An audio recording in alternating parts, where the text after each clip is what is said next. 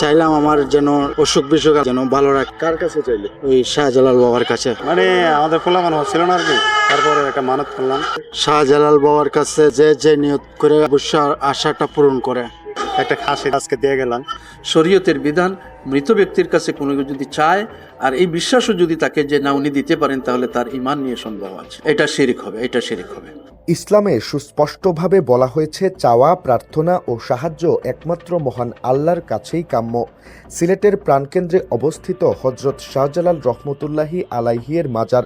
প্রতিদিন যেখানে দেশের বিভিন্ন প্রান্ত থেকে ছুটে আসেন হাজারো মানুষ। কেউ আসেন জিয়ারতের উদ্দেশ্যে, আর কেউ আশা আর প্রার্থনা নিয়ে করেন মানত।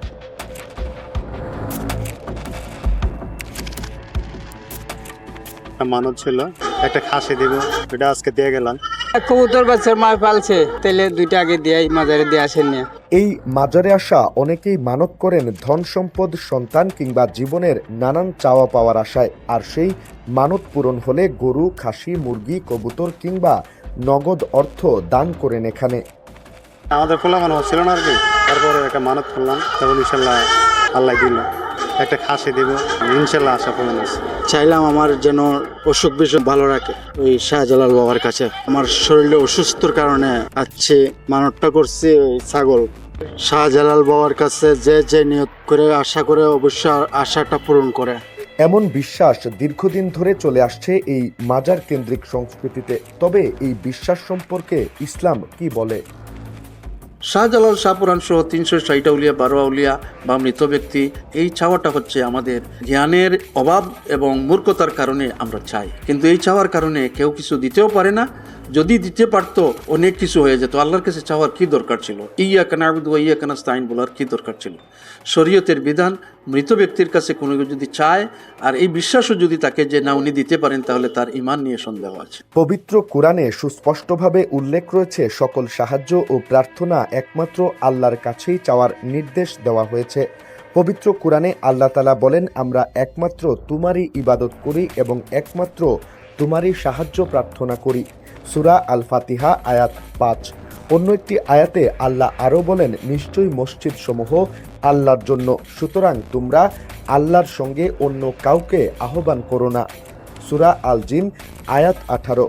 তবু বাস্তবতা হলো, অনেকেই না জেনে কিংবা প্রচলিত বিশ্বাসের কারণে এই ধরনের মানত ও প্রার্থনায় জড়িয়ে পড়ছেন। আল্লাহ তাআলা তো বলছেন যে যখন চাইবা তখন আমার কাছে চাও এবং আমি তোমার এত নিকটবর্তী। অন্য আয়াতের মধ্যে আল্লাহ তাআলা বলেন, ও নাহনু আকরাবু ইলাইহি মিন হাবলিল ওয়ারিন, যে তোমার এই যে গলার পিছনে যে একটা রোগ আছে, এই শাহরোগ আছে, শাহরোগ বলে, এই শিরা থেকেও তোমার নিকটে আনে।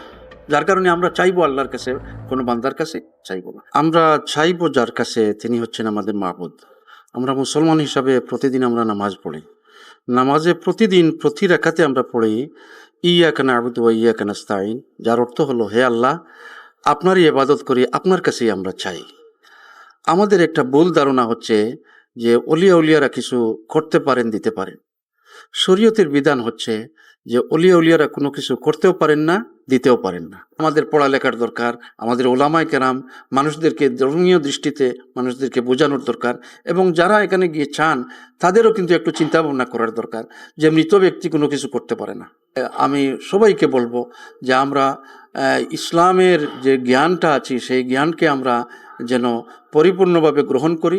আল্লাহ তাআলা বলেছেন, ইয়া আইয়ুহাল্লাযীনা আমানু উদখুলুস সিলমি কাফা, যে হে ঈমানদারেরা, তোমরা ইসলামের ভিতরে পরিপূর্ণভাবে দাখিল হও, পরিপূর্ণভাবে প্রবেশ করো। বিশ্বাস ও ধর্মীয় অনুশীলনের এই সূক্ষ্ম পার্থক্য বোঝা ও জানা জরুরি সবার জন্য, কারণ ইসলাম শেখায় সব চাওয়া, সব প্রার্থনা শুধুই মহান আল্লাহর কাছে। নিবেন্দু তালুকদার, সিলেট ভিউ, সিলেট।